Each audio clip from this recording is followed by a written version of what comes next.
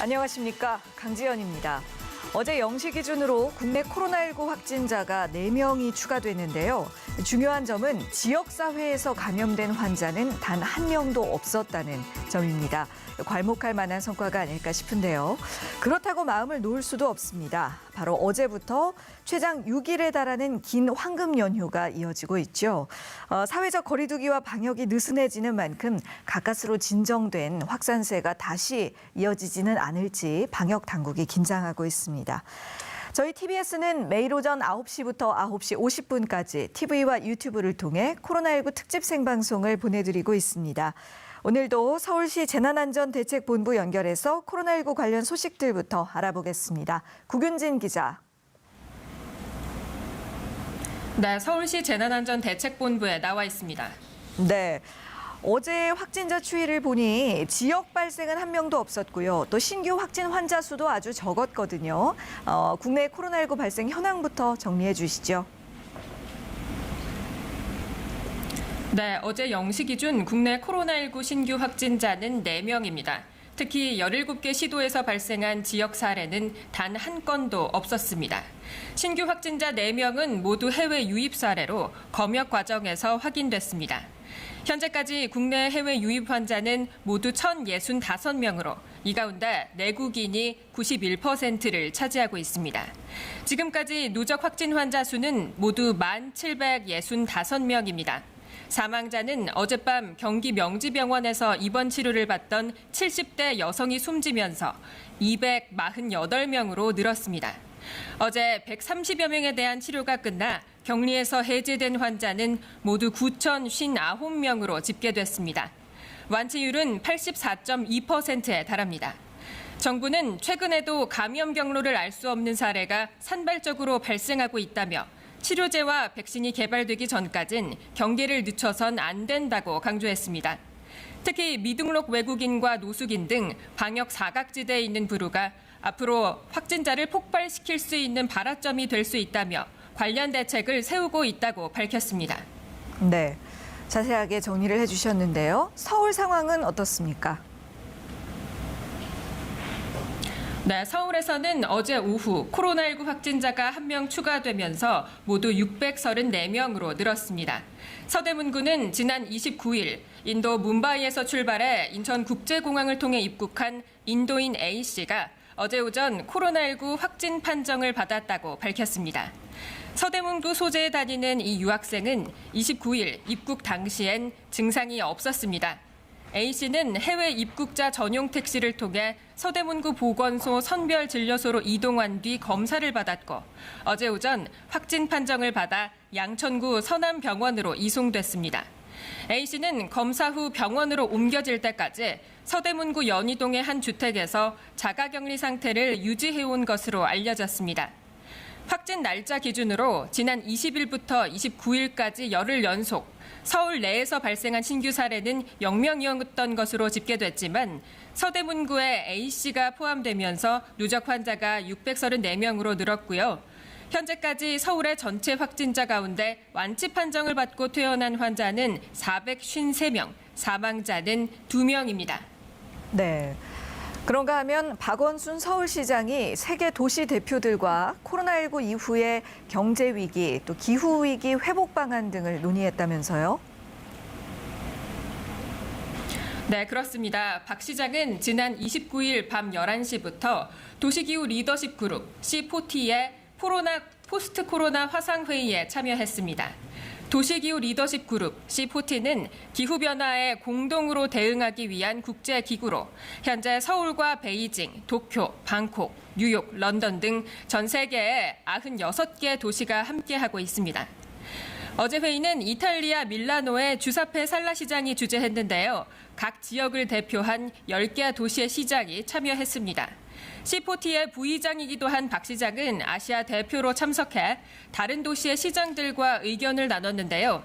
특히 박 시장은 재난긴급생활비와 중소상공인 융자, 자영업자 생존 자금 등 서울시의 코로나19 대책을 소개하면서 코로나19 이후 사회 경제 회복을 위해선 예전과 전혀 다른 새로운 판을 짜고 패러다임을 전환해야 한다. 기후 위기에 대응할 수 있는 새로운 표준을 만들어 국제사회와 연대하겠다고 밝혔습니다. 향후 C40 회원들은 지속 가능하고 공정한 사회를 만들기 위해 도시, 국가, 국제사회 간 협력과 연대를 강조한 비전 성명서를 채택할 예정입니다. 그렇군요. 지난 총선 얘기도 좀 해보겠습니다. 당시에도 사람들이 많이 이동하고 접촉하게 되는 상황이다 보니까 감염 확산 우려가 컸었는데요. 이 총선으로 인한 확진자 발생은 없었던 것으로 나타났죠. 네, 방역 당국에 따르면 지난 15일 21대 국회의원 선거와 관련된 감염은 한 건도 없었습니다. 총선 본투표 후 코로나19 최대 잠복기라고 할 수 있는 14일가량이 지난 어제까지 집계된 결과인데요. 이번 선거에는 2,900만 명을 넘는 유권자와 자가격리자 10,000명이 참여했는데도 감염되는 사례가 발생했다거나 지역사회로 확산하지 않았습니다. 정부는 선거 관련 감염 사례가 없는 건 투표 때 방역 수칙을 철저하게 지킨 덕분이라고 평가했습니다. 중앙재난안전대책본부는 또 어제부터 시작된 황금 연휴를 계기로 코로나19가 다시 확산할 수 있다며 방역 수칙을 지켜달라고 국민들에게 거듭 강조했습니다. 여행을 가는 사람들은 식당에선 대화를 자제하고 또 숙소를 자주 환기하는 등 여행별 행동 요령을 숙지해달라고 당부했고요. 여행지에서도 사람이 밀집해 있거나 밀폐된 장소는 피하고 모임이나 여행을 다녀온 뒤 발열 등의 의심 증상이 나타나면 외출하지 말고 집에서 휴식을 취해달라고 권고했습니다. 아울러 주요 관광지를 운영하는 개인과 지자체, 업소 운영자들에게도 자체 방역에 만전을 기해달라고 당부했고요. 방역당국은 전국의 업소 2만 3천여 곳을 점검해 방역수칙 준수가 미흡한 950여 곳에 대해선 행정명령을 내렸습니다. 지금까지 서울시 재난안전대책본부에서 TBS 구균진입니다. 네, 구균진 기자 수고하셨습니다. 서울시 상황실 통해 국내 코로나19 소식 알아봤는데요. 또 다른 주요 이슈들 취재 기자와 더 자세하게 살펴보겠습니다. TBS 보도본부의 지혜롬 기자와 함께합니다. 어서 오세요. 자, 어제 기준으로 국내 코로나19 확진자가 전날 대비 4명 증가했습니다. 31번 환자가 발생했던 2월 18일 이후로는 확진자 증가폭이 최저치를 기록했어요. 네, 신규 확진자 4명은 모두 해외 유입 사례입니다. 공항 검역 과정에서 확인된 건데요. 지역 내 감염자는 1명도 없었습니다. 네, 국내에서 지역사회 감염 사례가 발생하지 않은 건 지난 2월 18일 이후 72일 만입니다. 이 중앙방역대책본부 발표일 기준으로 일일 신규 확진자 수는 지난 18일에 18명을 기록하며 10명대로 감소한 뒤 19일부터 11일째 6명에서 14명을 기록하며 안정적인 추세를 이어가고 있습니다. 이 방역당국은 31번째 환자 발생 이후 72일 만에 처음으로 지역사회에서 연결고리가 불분명한 확진자가 발생하지 않았다고 설명했습니다. 어제 0시 기준 코로나19 확진자는 모두 1,765명, 코로나19로 인한 사망자는 247명입니다. 네. 지난 2월 18일, 그러니까 31번 환자가 발생했던 그날 이후로는 처음으로 지역사회 감염 확진자가 발생을 하지 않은 것인데 이에 대해서 문재인 대통령이 국민들에게 감사를 표했다고요. 네, 문재인 대통령은 SNS에 올린 글에서 72일 만에 코로나19 국내 확진자 0명, 코로나 총선 이후 14일간 선거로 인한 감염 0명, 대한민국의 힘, 국민의 힘입니다라고 밝혔습니다. 이 정부의 방역 수칙을 철저히 준수해 신규 확진자 수를 크게 줄인 것은 물론 세계가 주목하는 가운데 4.15 총선을 무사히 치른 데 대해 국민들께 감사의 뜻을 전한 겁니다. 이 권준욱 중대본 부본부장은 국민들 한 분 한 분이 강력한 사회적 거리두기에 적극 참여하고 일선 의료진들이 진료에 철저를 기하면서 이 환자 관리에도 만전을 기한 덕분이라고 평가했습니다. 다만 지역사회 감염이 줄어들고 있는 동시에 방역만 안에서 이 환자가 나오고 있는 점이 긍정적인 신호인 것만은 확실하지만 여전히 사망자들이 발생하고 있어 안타깝다며 감염 연결고리에 가장 취약한 어르신들과 기저질환자를 잊어서는 안 된다고 강조했습니다. 네. 또 긴 연휴가 이어져 대응하기 어려운 며칠이 될 것 같다며 이 몸이 조금이라도 이상하면 외출을 삼가고 가급적 여행을 자제하되 가야 한다면 최소 규모로 이동하고 단체 식사는 피해달라고 당부했습니다. 네, 그래요. 사실 그 외국의 선거 상황을 좀 살펴보면 미국은 코로나19 때문에 15개 이상의 주에서 대선 주자 경선을 연기했고요. 또 영국은 지방선거를 1년 미루지 않았습니까? 그런데 우리나라의 경우는 코로나19의 세계적 대유행, 그러니까 팬데믹 상황에서도 4.15 총선을 계획대로 치른 것인데 선거와 관련된 감염자가 또 한 명도 나오질 않았어요. 네, 맞습니다. 지난 15일 제21대 국회의원 선거 본투표 후 어제까지 이 선거와 관련된 감염은 한 건도 확인되지 않았습니다. 이 코로나19 최대 잠복기인 14일이 지나기까지 관련 확진자 0명을 유지하면서 이 선거 방역에서의 성공을 기록했다고 볼 수 있는데요. 이 코로나19 확산으로 많은 나라가 선거를 연기하는 등 우려 속에 치러진 전국 단위의 총선이어서 더 의미 있는 결과라는 평이 나오고 있습니다. 네. 이번 선거 방역이 코로나19 상황 속 선거를 앞둔 나라의 모범이 될 수 있다는 기대도 나오고 있습니다. 특히 이번 선거에서는 2,900만 명 이상의 유권자와 자가격리자 10,000명이 참여했는데도 감염이 벌어지거나 지역사회로 확산하지 않았습니다. 이번 총선 투표율은 66.2%로 1992년 14대 총선 이후 28년 만에 최고치를 기록했습니다. 이렇게 굉장히 높은 투표 참여율을 기록을 했음에도 불구하고 방역이 잘 이루어졌다는 점이 더욱더 의미가 있는 것이겠죠. 이번 선거에서의 경험을 앞으로 우리 일상생활에도 적용할 수 있을 것 같은데요. 어떤가요? 네, 방역 당국은 이번 경험에서 얻은 생활 속 방역 수칙을 지속해서 지켜간다면 이 코로나19에 충분히 대응할 수 있다고 보고 있습니다. 이 윤태호 중앙사고수습본부 방역총괄반장은 총선은 방역망 내에서 관리가 잘 이루어지면 앞으로도 우리가 코로나19 위기 상황을 잘 통제해 나갈 수 있음을 보여주는 사례라고 밝혔습니다. 그러면서 투표소 내 철저한 방역과 유권자 간 거리 두기에 적극적으로 참여해준 국민 한 분 한 분의 노력이 이뤄낸 성과라고 덧붙였습니다. 이 권준욱 중대본부 본부장은 우리가 지금 맞서 싸우고 있는 코로나19 바이러스가 상대하기 어렵고 또 힘들고 까다로운 병원체라면서도 생활 속 방역 수칙이 일상화되고 습관이 되고 또 사회적 거리 두기를 실행해 나간다면 충분히 대응할 수 있다는 자신감을 가지게 해줬다고 말했습니다. 네. 그래서 총선 이후로 뭐 K 선거라든가 K 방역이라는 말도 나오지 않았습니까? 지금 말씀하신 대로 이런 큰 일들을 잘 치러 나가면서 우리 방역 당국도 또 국민들도 자신감을 갖게 된 것 같습니다. 자, 이제는 연휴 이야기를 해보지 않을 수가 없는데요. 어제부터 최대 6일 동안 이어지는 황금 연휴가 시작이 됐습니다. 전국 곳곳이 나들이 객들로 가득했다면서요. 네, 코로나19 확산이 다소 주춤한 가운데 이 황금 연휴가 시작되면서 전국의 주요 여행지는 이 봄을 즐기려는 나들이객들로 북적였습니다. 어제 제주도를 찾은 내국인은 약 4만 500여 명으로 코로나19 여파로 해외여행이 사실상 불가능해지면서 여행 수요가 제주도로 몰렸다는 분석이 나오고 있습니다. 용두암에는 평소보다 2배 이상 많은 방문객이 집계됐고 카페가 밀집한 월정 해변 일대 등엔 일부 교통정체가 빚어지는 등 제주도 내 주요 관광지와 해변은 인산인해를 이뤘습니다. 네. 이 설악산과 치악산 등 강원 지역 국립공원에도 인파가 몰려 어제 오후 1시 기준 15,000여 명이 찾았습니다. 여의도와 반포 한강공원, 경복궁 등 이 서울 도심의 주요 명소들도 시민과 관광객들로 붐볐습니다. 그런데 이렇게 시민들의 이동이 많아지다 보면 아무래도 코로나19의 재확산을 걱정할 수밖에 없겠는데요. 네, 맞습니다. 이번 연휴 기간을 이 코로나19의 고비로 보고 있는 방역 당국은 야외 활동 시 마스크 착용과 사회적 거리 두기 등 이 방역 수칙 준수를 당부하고 있습니다. 이렇게 긴장의 끈을 놓지 못하고 있는데요. 이 철저한 대비가 필요해 보입니다.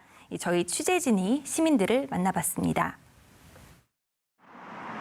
최근에 방역 성과를 가져다준 사회적 거리두기가 5월 5일까지 계속되지만 이번 황금 연휴를 앞두고 유명 관광지의 숙박시설 예약률은 치솟고 있습니다. 주문진 가려고.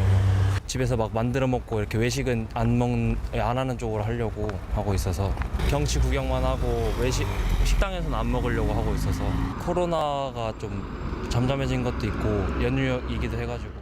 제 주변에서도 뭐 남이섬이나 춘천이나 이런 근처에도 그렇게 많지 않다고 하더라고요. 주요 관광지에 위치한 숙박시설들의 예약을 문의해봤습니다. 만실이에요, 저희가 지금. 주말은요? 네. 주말에도 지금 5월 6일까지 지금 만실이어가지고 계속 네. 예약 남아있는 객실은 좀 없어요. 혹시 4월 30일에 예약이 가능할까요? 4월까지 모든 방 예약 끝났습니다. 강원도의 속초 강릉 지역 숙박시설은 연휴 기간 중 예약률이 97%에 달하고 제주도는 이번 연휴 기간 동안 약 18만 명의 관광객이 입도할 것으로 예상되고 있습니다. 정부는 최대한 여행을 자제해달라고 당부하면서 연휴 기간에 대비해 여행 경로별 행동 요령을 발표했습니다. 기본적으로는 여행지나 관광시설에 입장할 때 발열 체크, 마스크 착용, 또 그리고 음식물을 드실 때는 개인용 식기를 사용할 것. 정부는 각 지역의 주요 관광지에는 손소독제와 같은 방역 물품을 비치하고 관광지 내 한방향 관람 동선을 마련하거나 차량 이동 관람 등을 도입할 예정입니다. 특히 나들이객이 몰리는 강원도는 유동인구가 많은 고속도로 휴게소와 버스터미널, 기차역에 열화상 카메라를 설치 운영하고 주요 관광지 안내데스크에서 발열을 체크합니다. 제주도 제주공항은 입도 검역이 강화됩니다. 발열 감지 기준이 하향 조정되고 공항 내 선별 진료소에서 발열 증상자에게 진단 검사를 실시합니다. 제주 시내 실내 관광지엔 발열 체크기와 체온계가 비치되고 마스크 미착용자는 관람이 제한됩니다. 정부는 이번 연휴가 안전하고 즐거운 일상을 가능하게 한 진정한 황금 연휴가 될 수 있도록 새로운 질서를 지켜달라고 당부했습니다. TBS 정선미입니다. 네, 오랜만에 황금 연휴지만 방역 측면에 있어서는 또 하나의 고비가 될 수 있을 만큼 여행지에서도 방역 수칙들 철저히 준수해 주실 것을 당부드립니다. 자, 최근 이 코로나19 여파로 경제 활동이 둔화되면서 문화체육 관광 분야의 기업과 소비자 체감 경기 지수가 역대 최저 수준으로 떨어졌군요. 네, 한국문화관광연구원 자료를 보면 올해 1분기 문화체육 관광 분야 경기 실사 지수는 49.2로 전분기보다 39포인트 하락했고 소비자 동향 지수도 11포인트 내려간 87.3으로 집계됐습니다. 네. 이는 2013년 관련 통계 조사를 시작한 이후 가장 낮은 수치입니다. 특히 관광산업은 전분기에 비해 57포인트 이상 하락한 31.3으로 나타나 가장 하락폭이 큰 것으로 나타났습니다. 이는 코로나19로 인해 국가별로 입국 금지 조치를 취하면서 해당 업종에 직접적인 영향을 미친 결과로 분석됩니다. 반면 온라인 문화생활비는 소폭 상승한 것으로 나타났습니다. 네. 그래서 이 경제와 소비에 좀 힘을 보태기 위해서 정부에서도 여러 가지 노력들을 하고 있는데요. 또 이른바 코로나 세법도 국회 본회의를 통과하지 않았습니까? 어떤 내용인가요? 네, 코로나19 사태로 침체된 소비를 살리기 위해 신용카드와 체크카드 등의 소득 공제율이 80%로 확대되는 내용을 담고 있습니다. 네. 이 국회를 통과한 조세특례 제한법 개정안 이른바 코로나 세법은 올해 4월부터 7월까지 넉 달간 신용카드와 체크카드로 결제한 금액은 물론 현금 영수증 사용액과 직불카드, 선불카드, 대중교통 이용분, 전통시장 사용분에 대해서도 소득 공제율 80%를 적용하도록 했습니다. 또 개인 사업자나 법인이 소상공인으로부터 올 하반기에 필요한 재화나 용역을 구입하면서 구매 대금을 3개월 이상 앞당겨 4월부터 7월까지 선결제, 선구매하면 해당 금액의 1%를 소득세나 법인세에서 세액공제 받을 수 있습니다. 그렇군요. 또 방역 당국에서는 인구 면역도 조사라는 걸 시행한다는데요. 네, 방역 당국이 코로나19의 국내 전파 규모를 확인하기 위한 인구 면역도 조사에 나섭니다. 이 중대부는 효과적인 방역 대책 수립을 위해 코로나19 지역사회 감염 동향과 집단 면역을 확인할 계획이라고 밝혔습니다. 방역 당국은 국민건강영양조사에서 확보되는 혈액을 활용해 바이러스에 대한 항체가 형성된 인구수를 조사할 계획입니다. 이 코로나19는 인구의 60% 이상이 감염증에 걸리면 집단 면역이 형성된다고 알려져 있습니다.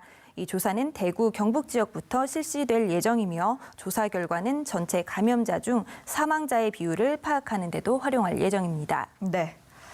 자, 이제 해외 상황 마지막으로 짚어보겠습니다. 전 세계에서 코로나19 사망자가 가장 많이 나온 국가가 바로 미국인데요. 미국의 현재 상황 어떤가요? 네, 미국의 코로나19 누적 확진자 수는 105만 명을 넘어섰습니다.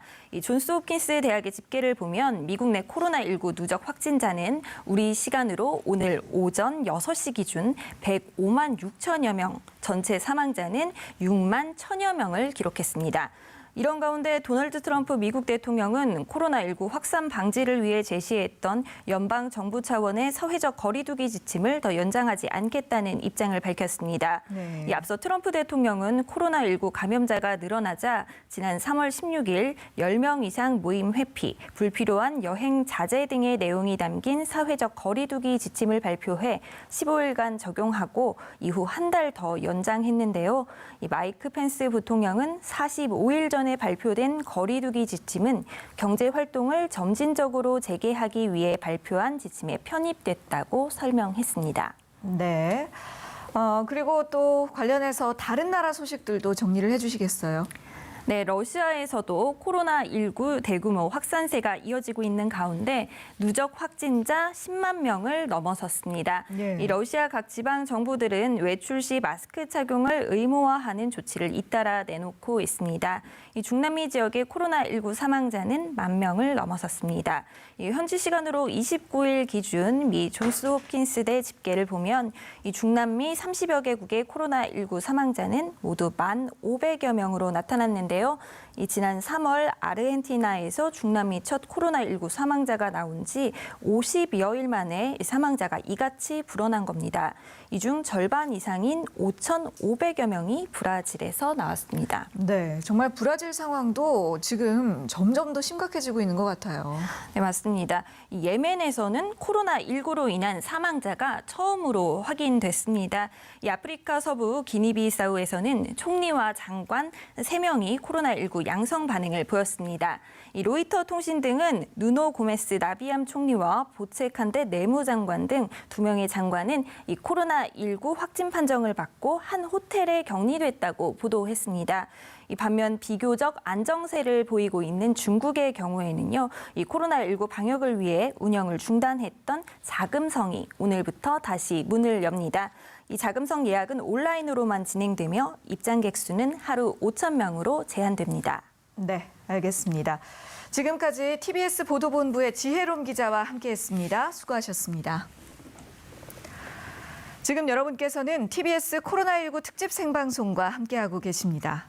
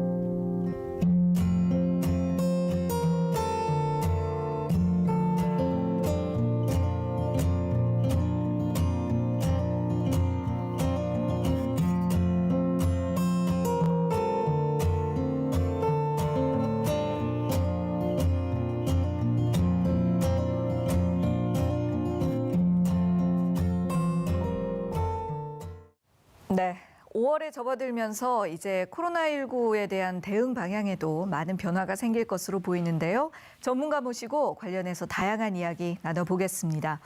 먼저 백순영 가톨릭대 의대 미생물학교실 교수 나오셨습니다. 안녕하세요. 안녕하세요. 그리고 김원식 문화평론가 자리해 주셨습니다. 어서 오십시오. 네, 안녕하십니까.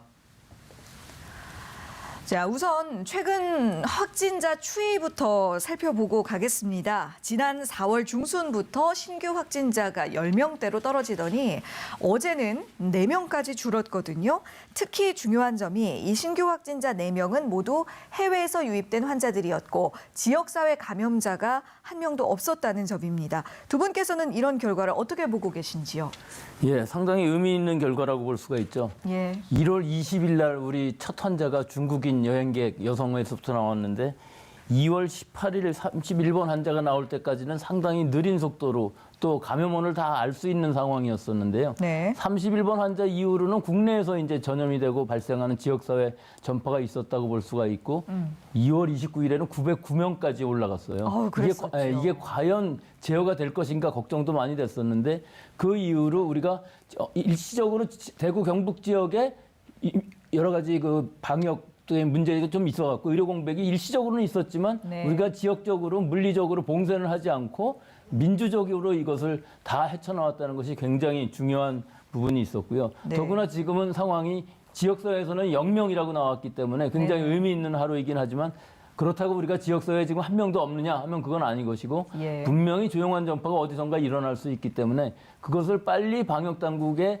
통제 안에 집어넣고 찾아낼 수 있는 지금 상황을 잘 유지할 수 있는 부분이 분명히 필요할 것 같고요. 예. 특히 좀 우려가 되는 것들은 이 젊은 층들이 이 유흥업소에서의 좀 접촉들 아직 네. 우리나라에서는 그렇게 많은 발생은 되지 않았지만 제일 네. 위험한 것이거든요. 언제 터질지 지금, 모르죠. 예, 학교에 가지 않는 상황에서의 조용한 전파라는 것은 젊은 층들에 있어서 이런 대규모 접촉이 일본에서도 아주 큰 문제가 되어 있었던 상황이니까 우리나라라고 해서 그렇지 말라는 법이 없기 때문에 네. 가능하면 아이들이 학교 갈 수 있을 때까지만이라도 이런 좀 유흥업소에서의 대규모 접촉은 좀 피해 주시는 것이 좋고 또 젊은 사람이라고 해서 이거 뭐 가볍거나 경증으로 끝나지는 않고 예. 분명히 후유증이 있을 수도 있는 아주 무서운 바이러스라는 것을 좀 아셨으면 좋겠습니다. 예, 젊은 층의 경각심이 조금 더 필요한 상황으로 보입니다.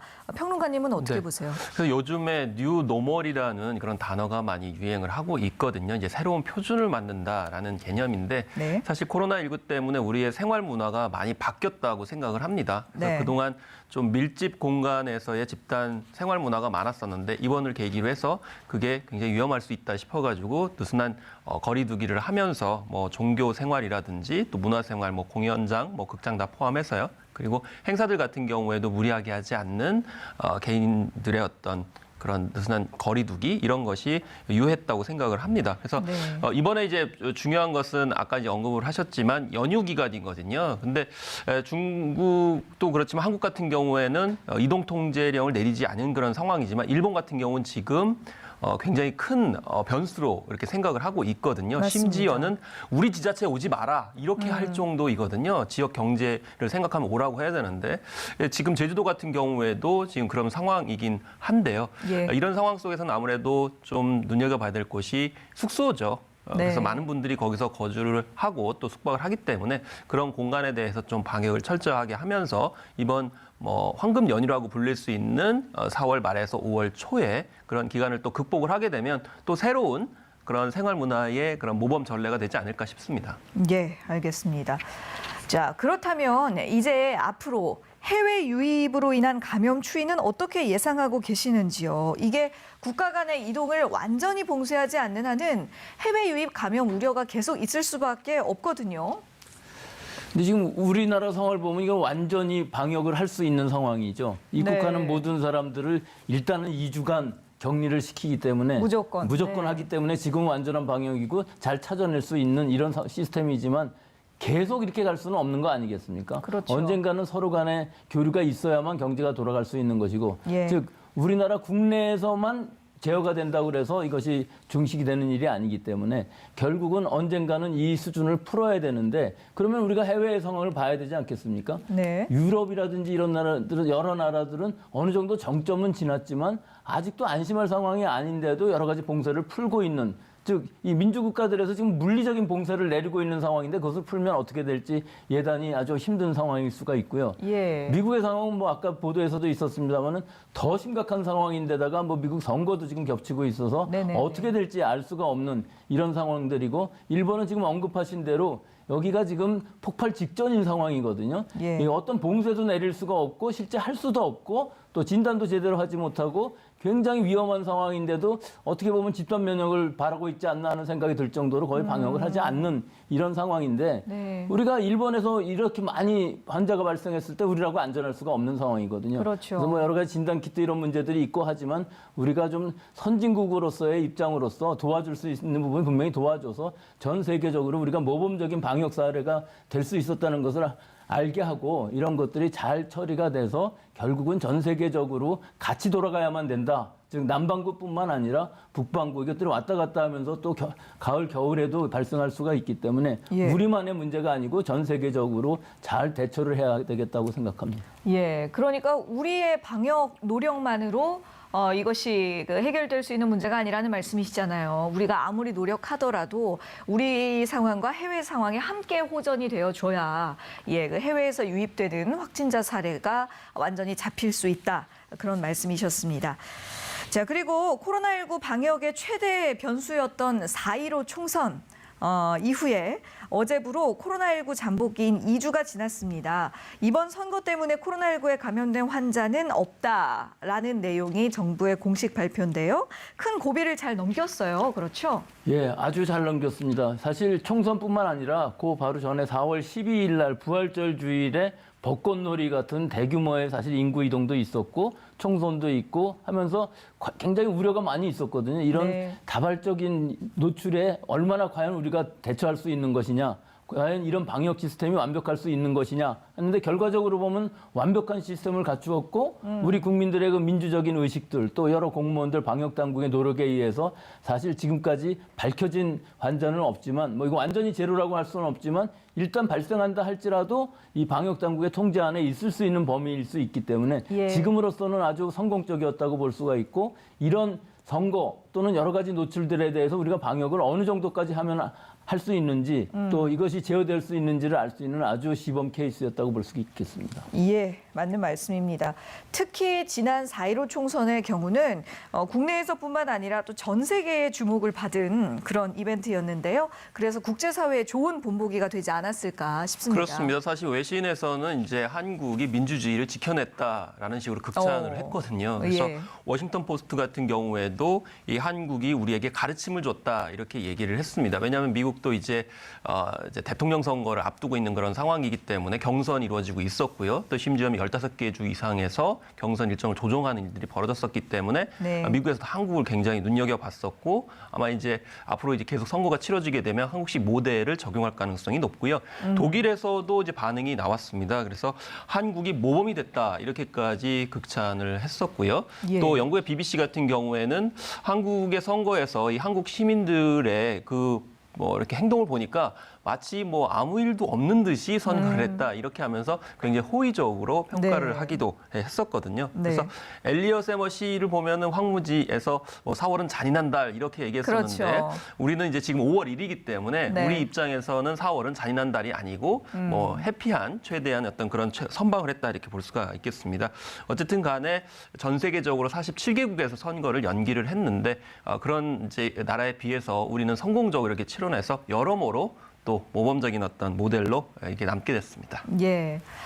4월이 잔인한 달이 될 수도 있었지만 네. 우리 국민들의 시민 의식과 또 방역 당국의 노력으로 잘 넘긴 것이겠지요. 하지만 그래도 아직도 안심할 수가 없는 상황입니다. 어제부터 최대 6일 동안 이어지는 황금 연휴가 시작이 됐는데요. 시민들의 이동이 지금 굉장히 많기 때문에 감염에 대한 불안감이 크거든요. 어떤 점들을 특히 주의해야 할까요? 이제 5월에 들어섰습니다. 5월은 날씨도 좋고 또 전 국민들이 어딘가 나가야 되는데 지금 해외는 갈 수 없는 상황이니까 국내의 여러 관광지들 또는 여러 부모님들 찾아뵙는다든지 이런 국민들의 이동이 일어날 수밖에 없는 일이기 때문에 네. 이것들을 얼마나 잘 조절을 하면서 방역을 해가면서 점점 완화해갈 수 있는지 하나의 시험대가 될 수 있는 상황이라고 볼 수가 있죠. 네. 즉 제주도 같은 경우는 뭐 입도라고 그래서 입국과 비슷한 상황으로 여러 가지 검역 과정을 거치면서 조절을 할 수가 있는 부분이 있을 텐데요. 그래도 역시 가족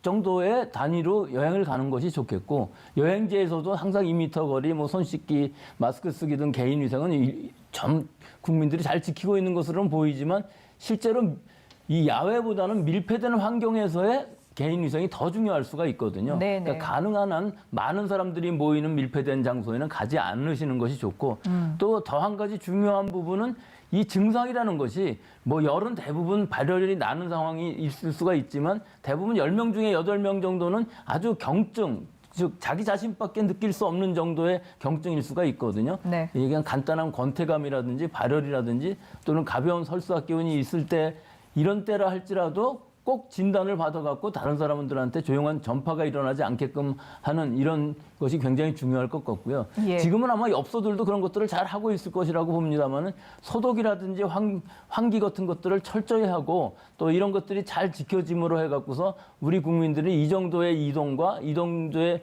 이 방역 지침을 가지고서 이동을 하면서 일상생활을 할 수 있겠다 하는 좋은 시험대가 될 수 있을 것으로 보이는데 지금 현재 상황으로 보면 날짜가 5월이고 이 5월에 연휴가 끝난 다음에 적어도 5, 6일 정도가 지나야 여러 가지 결과들이 나올 수가 있기 때문에 아직은 네. 안심할 시기는 아니라고 봅니다. 그렇습니다.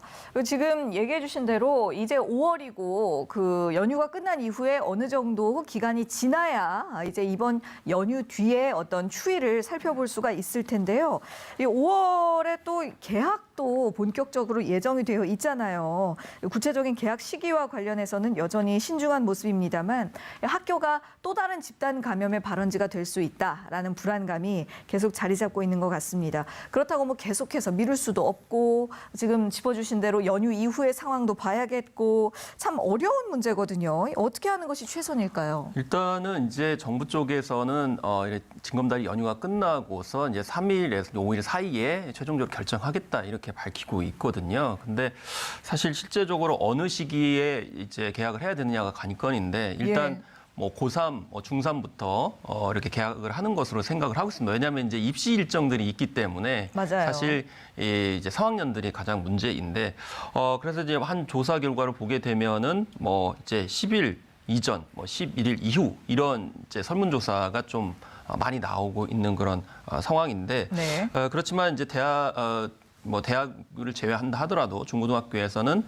좀 여기에 대해서 거부감을 또 표시하는 경우도 있거든요. 이제 그런 여론도 지금 보시면은 굉장히 상당히 차지를 하고 있어요. 그러면 개학을 하게 되면 이분들의 또 계속 민원이 발생할 수 있기 때문에 이런 네. 것들을 어떻게 조절할 것인가 중요한데 사실 현실적으로는 뭐 2부제 수업을 한다, 뭐 요일벌 수업을 한다 이러겠지만 교사들 입장에서 봤을 때는 어려움을 호소합니다. 왜냐하면 네. 일단 국영수만 있는 게 아니고 그 외에 선택 과목도 굉장히 많고요. 많죠. 또 현실적으로 그런 선택 과목 같은 경우는 한 교사가 여러 뭐 학년 이런 이제 그 상황 속에서 가르치기 때문에 이런 점도 참 고민해야 되고 뭐 급식 시간 이런 것도 통제하기 힘들다 이렇게 얘기를 하는데 저는 정책적으로 봤을 때 이게 생길 수도 있습니다. 개학을 하고서 확진이. 네. 그랬을 때 만약에 처벌 위주로 가게 되면 혹시나 숨길 수도 있고 그런 이제 위험성이 있기 때문에 일단 네. 발생했을 경우에 처벌 위주로 가기보다는 퇴치 위주로 가는 것이 좀 이런 어떤 바이러스 확진에 있어서 좀 제어 수단이 되지 않을까 싶고요. 마지막으로는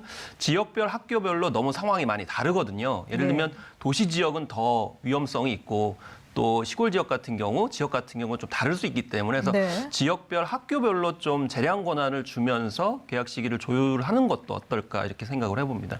예.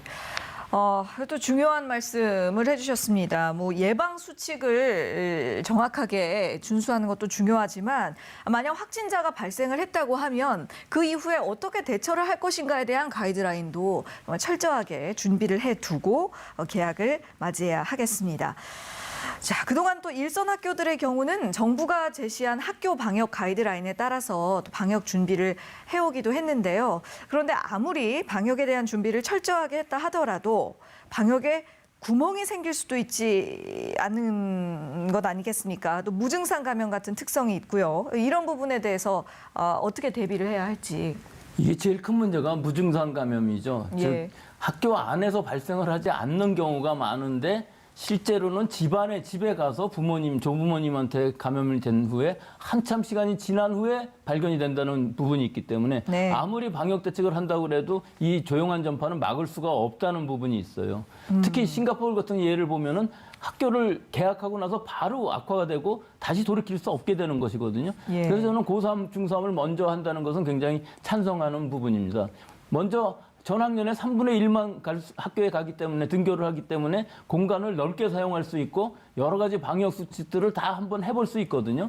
여기서 나타나는 문제점들을 새로 다 보완을 해서 방역 대책을 마련해야 될 것이고요. 네. 또 아까 말씀하신 것처럼 전국이 다 같은 상황은 아닙니다. 따라서 호남, 영남, 충청, 강원 다 다른 상황이거든요. 네네. 또 여기에 지금 면역조사를 한다고 하니까 면역조사는 사실은 IgM, IgG 두 가지를 다 할 수 있습니다. 과거의 노출력뿐만 아니라 현재의 노출력까지도 알 수 있거든요. 예. 그러니까 이런 기본적인 데이터를 근거로 해서 우선 노출이 덜 된 데부터 먼저 전학년을 개학을 해서 또 어떤 문제가 생길 수 있는가, 노출이 이렇게 적게 됐으면은 과연 어느 정도 이 방역을 해야 되는가 하는 것들을 시험적으로 해서 제 생각 같아서는 9월 1일을 목표로 해갖고 전국의 학교들이 개학하는 것이 옳을 것으로 보이고 이것을 너무 급히 서두름으로 해갖고서 이런 개학이라는 문제 때문에 우리가 돌이킬 수 없는 이런 지역사회 만연으로 가지 않게끔 지금은 방침을 아주 제대로 잘 짜놓고서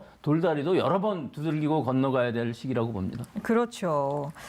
지금 이 학년별로만 개학 시기에 차이를 두고 있는데 지역별로도 차이를 두고 현실적으로 9월 1일 가을 개학이 가장 합당하지 않을까라는 의견이셨어요.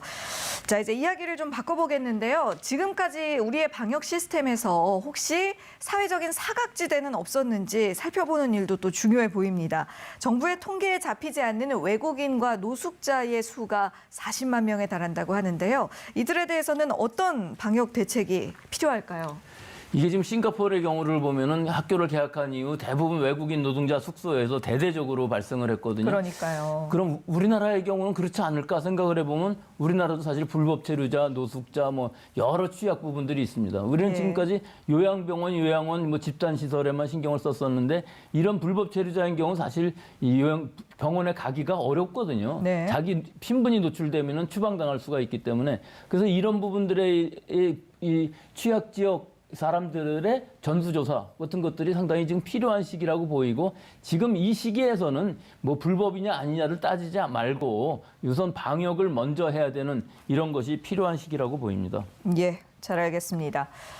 자, 오늘이 5월 1일이죠. 노동절입니다. 그런데 이번 노동절의 분위기는 그 어느 때보다 무겁습니다. 코로나19 사태로 경제 위기가 심각해지면서 무급휴직이라던가 또 급기야 해고까지 당하는 그런 노동자들이 늘어났기 때문인데요. 방역 대책만큼이나 해고 대책, 또 실업 대책 이런 부분에서도 여러 가지 대책이 마련돼야 하지 않겠습니까? 네. 그래서 구체적인 정책을 좀 살펴봐야 되는데 이 정부 정책은 기본적으로 기조가 휴업을 권고하고 있습니다. 예. 그렇게 해서 하는데 이제 구체적으로 보면은 휴업 수당의 90%를 지원해주겠다라고 하는 거거든요. 그렇게 하는 이유는 이제 막 휴업 시에 휴직을 하게 되면은 이제 70% 이상을 이제 수당을 지급을 해야 되기 때문인데 네. 그렇기 때문에 이제 그것을 정부가 20%를 좀 지원을 해주겠다 이렇게 얘기를 한 겁니다. 그런데 사업주 입장에서 봤을 때는 10%가 비죠. 그러니까 10%가 비는데 이게 여유가 있으면 상관이 없는데 영세 네. 사업장 같은 경우는 10%도 우리가 돈이 없다라고 예. 해서 해고할 가능성이 많다라는 겁니다. 물론 이제 권고사직의 형태로 이제 되겠죠.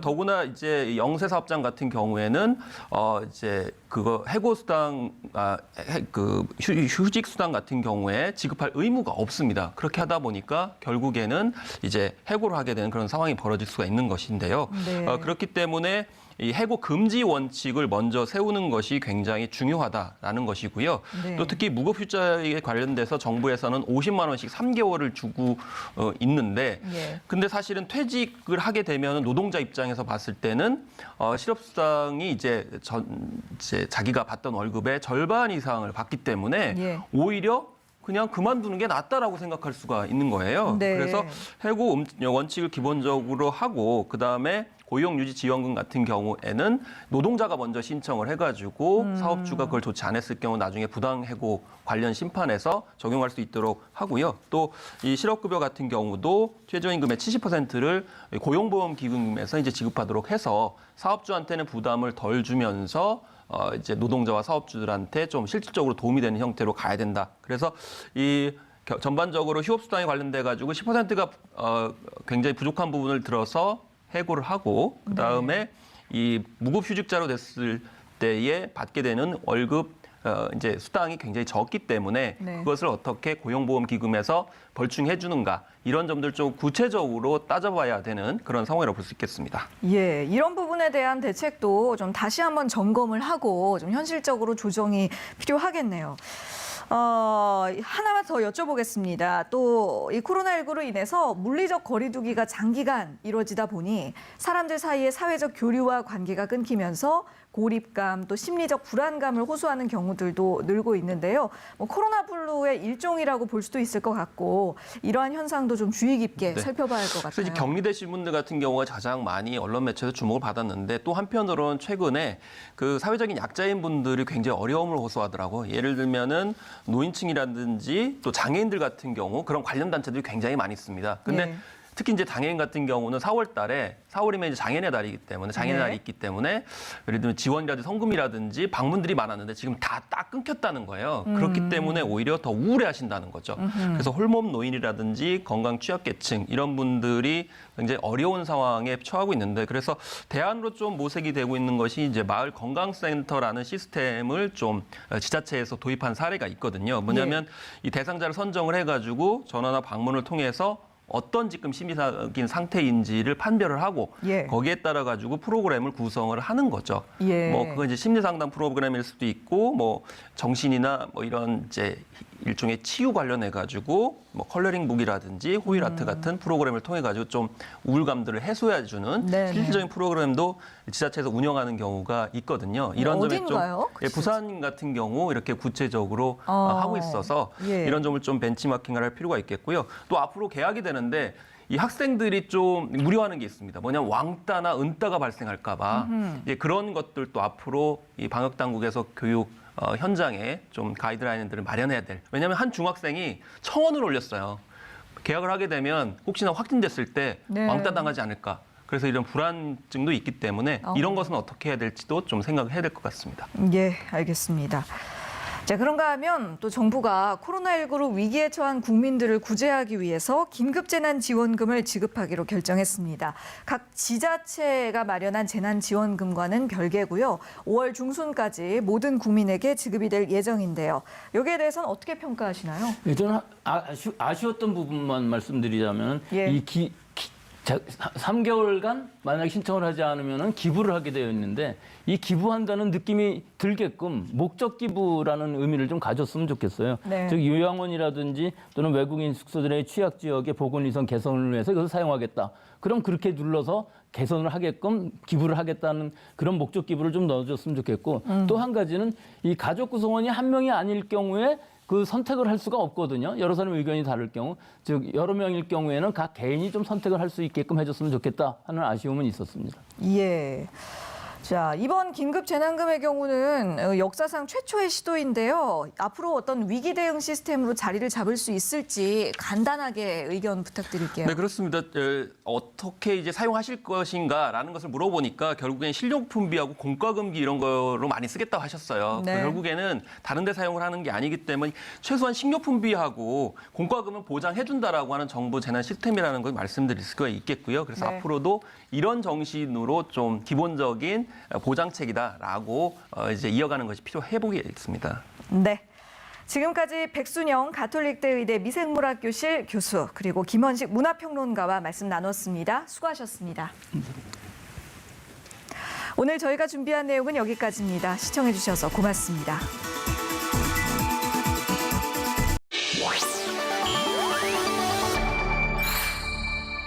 TBS